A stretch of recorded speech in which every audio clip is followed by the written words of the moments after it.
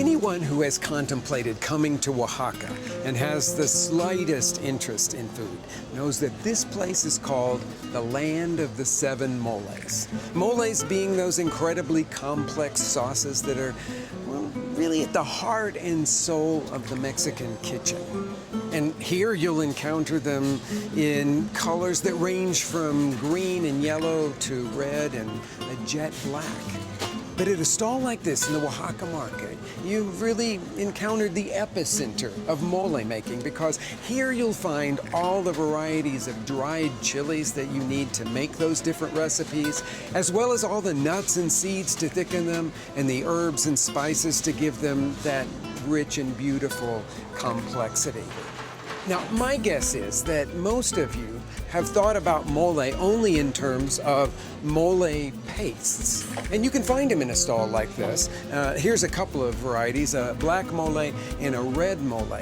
And these are all of the ingredients that are non-perishable in making mole that have been toasted and blended and cooked down into a paste that you can just keep on the shelf for a month or more. If you take it home, I suggest you put it in your freezer and it'll last for 3 or 4 months there. To really understand mole and its place in the culture of Oaxaca, you really have to learn how to make it. My friend Susana Trilling is the owner of Seasons of My Heart Cooking School just outside the city of Oaxaca in the small village of Rancho Aurora. She teaches classes in all kinds of Mexican cooking, but today she's going to take a group of students through her village's version of that classic and very complex Oaxacan black mole. And I just want to talk a little bit about mole so you get the idea of what mole is, because mole, I think, is the most important dish in Mexican cooking. Mole negro, which is the most revered, I would say, that's the one we're going to do today. And that is one that is really used for the most important days in a person's life. When you decide to make mole negro, really what the first thing you do is get together all your cuñadas and your family and your comadres, and you get everybody together because it's going to be a big event and you're going to need a lot of hands. We started by prepping the chilies and the other ingredients for roasting and toasting. So these are the 5 chilies that we use to make the mole negro. And this is the most prized chili. This is called chihuahua negro. And this is really the principal chili that we use for the mole negro. We're going to use chihuahua negro. This is called ancho negro or chili mulatto. And then we have the pasilla mexicano. And then this one is the chipotle meco. This is guajillo. It has a very fruity taste. It's normally we use all black chilies, but because I like the flavor of this, it adds another dimension, but we're going to toast it black. Susana showed the students how to prep the chilies by stemming and seeding them. The seeds are a very important part of black mole making, and they get set aside for the next step.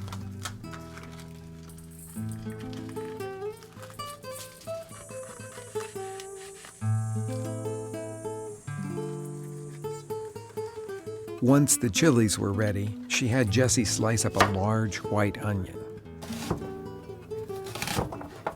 Okay, so one of the sweeteners in the mole are the plátano macho. Okay, and it has to be soft like this and black.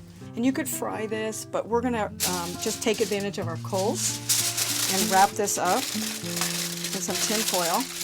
If you don't have a comal, you can just put it in your oven. And we're just gonna put it here for about 15-20 minutes till it gets very soft. This is Lorenza. She is the queen of the comal around here. She's gonna help you and guide you how to toast the chilies black, and you're gonna do the different chilies separately because they all toast at different times.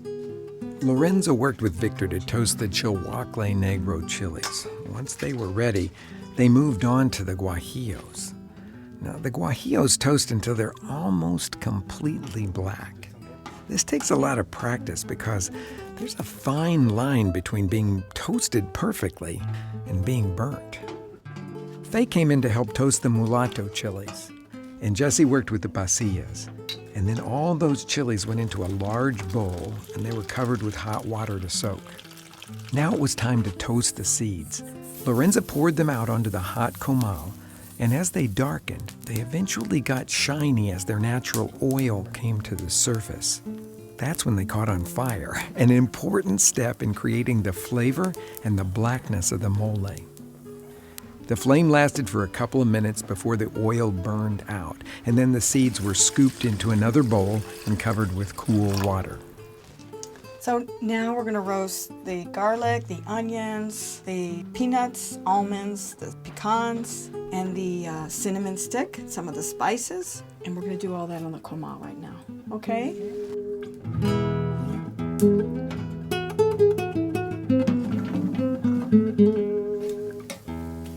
After the garlic and onion were roasted well, Lorenza toasted some cinnamon and other spices. Now, it was important to watch these especially close, as she didn't want these to burn. An avocado leaf was next, along with peanuts and almonds. And then with all this roasting and toasting done, we headed inside. Okay, so now we're going to go to the frying part. And I'd like you to fry some raisins quick. We're going to kind of like plump them up in oil. And then you're going to fry the pan de yema, which is a special bread we have with chocolate. Okay, and Victor, I'm gonna have you do the tomato and tomatillo. Okay. You're just gonna fry it in a dry frying pan in the middle, and you're gonna put the herbs on top. There's thyme and oregano.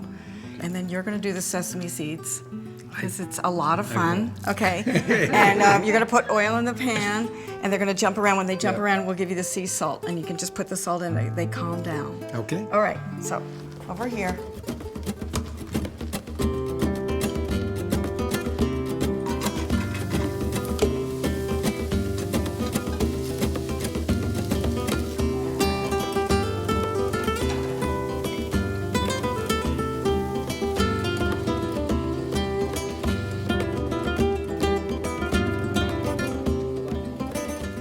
While we finished frying those ingredients, Susana drained the toasted seeds and replaced the water just to remove any excess bitterness. Next, she had me put those rehydrated chilies into a blender along with some of their soaking liquid. I blended them until they were completely smooth.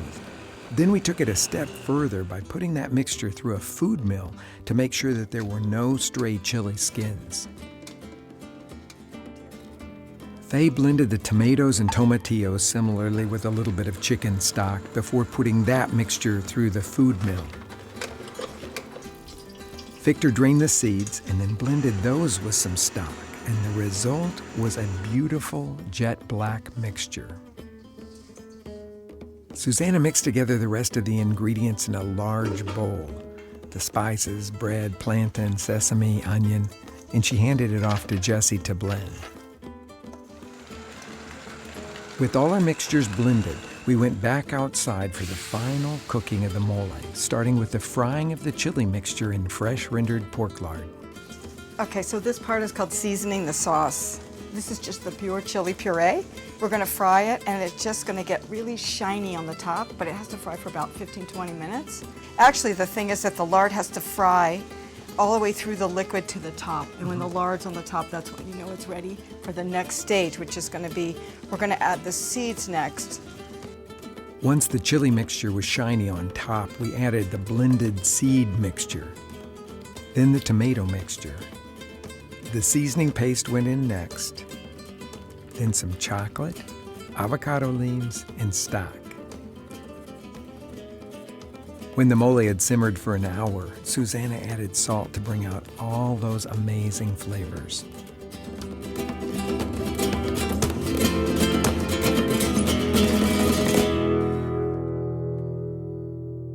One of the most manageable of the Oaxacan dried chili moles is called Coloradito. And it's manageable because it's really just made from one chili, and that's the ancho. And it's got all the seeds and nuts, the beautiful sweet spices, and a nice touch of chocolate. To make it, you start by cleaning the ancho chilies, pulling out the stems, letting all the seeds fall out. And then you want to dry toast them. I've heated a skillet to medium heat. And then I'm going to press the torn open chilies down flat on that hot surface until they're aromatic and they lighten a little bit in color. Collect all of those toasted chilies in a bowl, cover them with hot tap water, slide a plate on top so that they stay submerged, and let them soak for about 30 minutes or so. While the chilies are soaking, roast some tomatoes on a rimmed baking sheet just up underneath the broiler. After about 5 minutes aside, they'll be black and blistered and soft. Let those cool off. Break apart a head of garlic, leaving the cloves in their little papery husks, and slice up a large white onion. Lay those on a sheet of foil in a hot skillet, and let those toast until the onions are completely soft. They're going to blacken in spots, and the garlic is soft as well.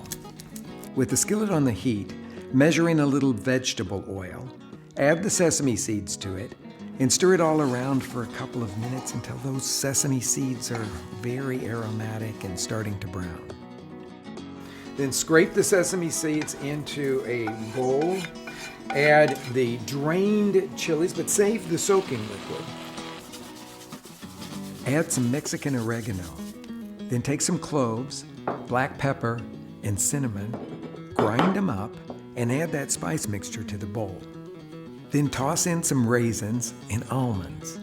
This is mole making. And then I'm going to put it into the blender jar. I'm going to add just enough of the chili soaking liquid to cover the chilies. Cover the blender. I want just enough liquid in the blender jar to keep all of the solids moving through the blades. The mixture is very smooth. On to the straining. And I'll need a medium mesh strainer. I'm going to pour this in. What we're trying to do here is to catch any stray seeds or bits of skin that didn't get completely blended. Now, to the same blender jar, I'm going to add the peeled roasted garlic and the roasted onions. I've got the roasted tomatoes here that have cooled down enough now that I can peel off their skins. That's the nice thing about roasting them this way, is that the skins just come right off, and their flavor will be much sweeter and a little bit smoky. So those go in there. Put the top on the blender and turn it on.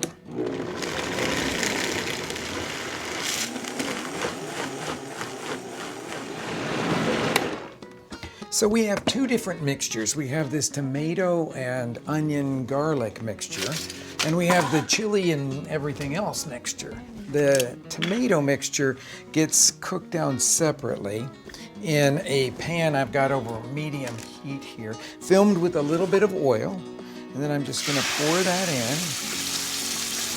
and stir that until it's reduced and thick and like the consistency of tomato paste. While this tomato mixture is cooking down, I'm going to also cook down the chili puree. I've got a Dutch oven here over a medium-high heat. Also film the bottom of that with a little bit of oil. And I'm going to scrape in the chili mixture. You want to make sure that it'll sizzle nicely when you put it in there. This will take about 20 minutes or so for this to cook down to a kind of paste consistency as well.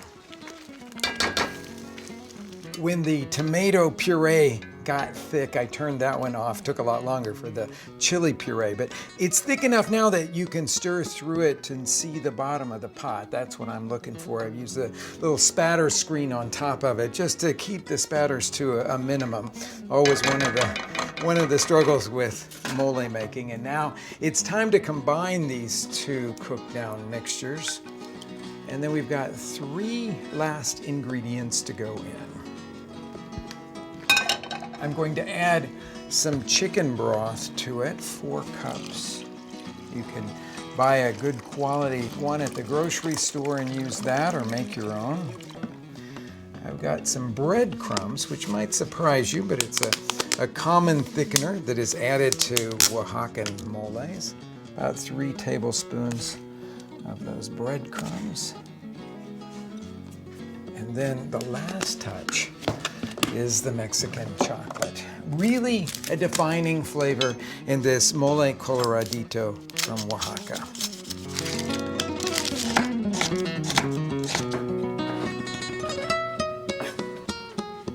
After a rough chop on that, slide it into the mole coloradito. After about 45 minutes of simmering, all those flavors will have come together. We'll need to season it with a little salt, and you might want to add a pinch of sugar to it just to balance all the flavors. You're going to have an amazing pot of mole. Now, it's a big pot of mole, so you might want to freeze leftovers. It'll freeze beautifully.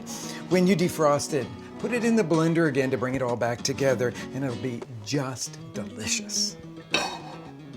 This mole is wonderful with some grilled chicken or some sauteed shrimp, but it's very classic as the sauce for some chicken enchiladas.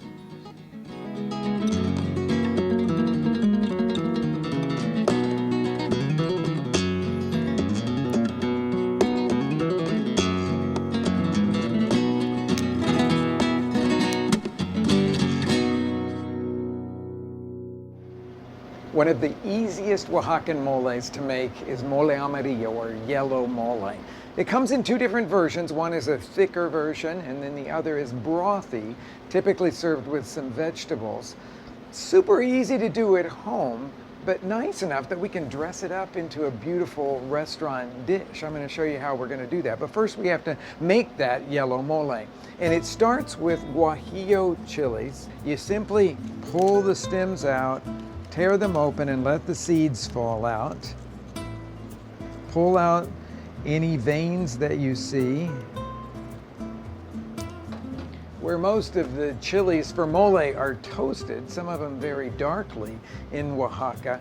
For this one, many of the cooks simply use them as is. So I'm going to tear these chilies into smaller pieces and just put them straight into the blender. I'm going to add the requisite garlic and onion, but no roasting, toasting, or sauteing here.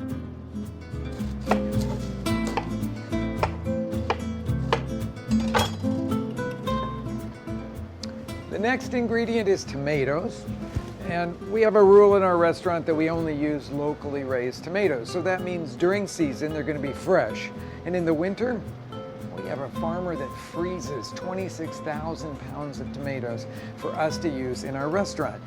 Since we're filming in off-season, these are roasted frozen tomatoes. But if I was cooking at home, I'd buy a can of roasted tomatoes and use half of it for this preparation.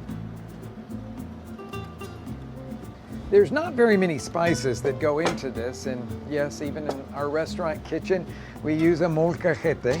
I've got just a little bit of allspice, a little bit of cumin, and a little bit of Mexican cinnamon that I'm going to pulverize.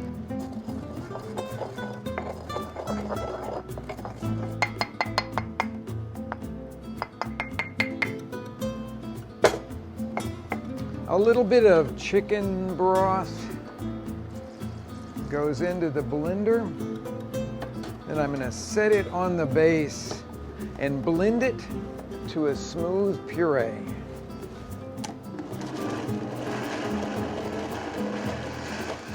Mexican oregano goes into this mixture as well, about a teaspoon of that.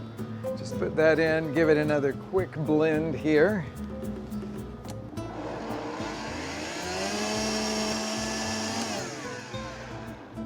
And we're ready to cook this base. Got a little of my favorite olive oil from Baja California. I'm going to add just enough to film the bottom of the pan there. I'm going to put it over a medium-high fire, and when it's hot, I'm going to pour our mixture through this sort of medium mesh strainer here into the pot and cook it just briefly.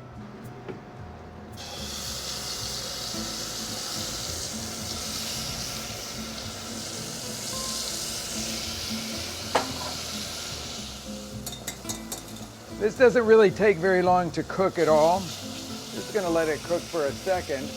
Now, while we go and do the rest of the preparation that goes in here, which includes masa to thicken it with and some hoja santa leaves. This is fresh masa, and it's what we use in our restaurant to make our corn tortillas with. If I'm cooking at home and I don't have access to fresh masa, then I would use some of the powdered masa harina to be the thickening for this yellow mole. So I'm going to put a little nugget of it in here. About a cupful of our chicken broth. And here's the thing that makes Oaxacan yellow mole so special. It's hoja santa. Well, it's something that we have a struggle finding from time to time in our restaurants. So if you don't have easy access to it, and it's a fairly easy plant to grow, my suggestion is replace it with another herb. I love a big handful of cilantro as the flavoring for this yellow mole as well. So I've got my 2 hoja santa leaves, put that into the blender, and again, we're gonna make a puree.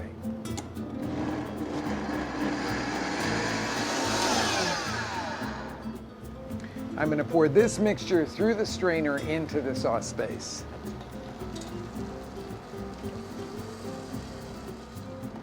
Once this mixture has thickened to the consistency of, say, a thick cream soup, I'm going to add the rest of the broth to it. Let it simmer for 5 minutes, season it with some salt, and it's ready.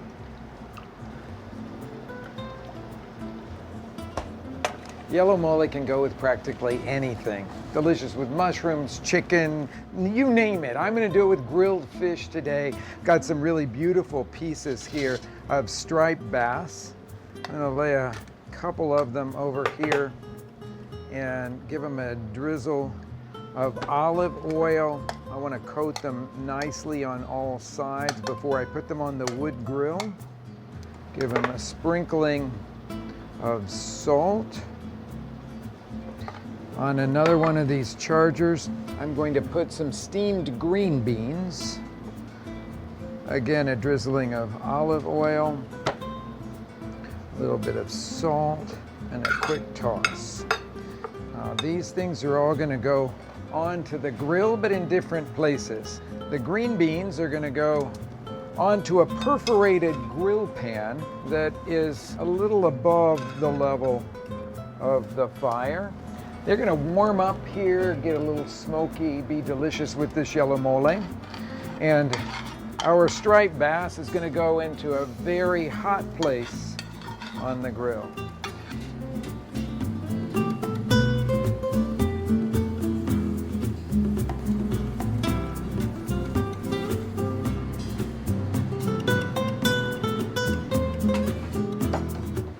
I have some steamy hot fresh corn tamales here that I'm going to unwrap to use on this plate of grilled fish in yellow mole. I'm going to put a ladle full of our beautiful yellow mole on a warm plate, tear up those fresh corn tamales, lay them on the plate, nestle in the grilled fish, top it with some of the smoky, withered green beans, and then finish the plate with some little microgreens of fresh cilantro and red vein sorrel.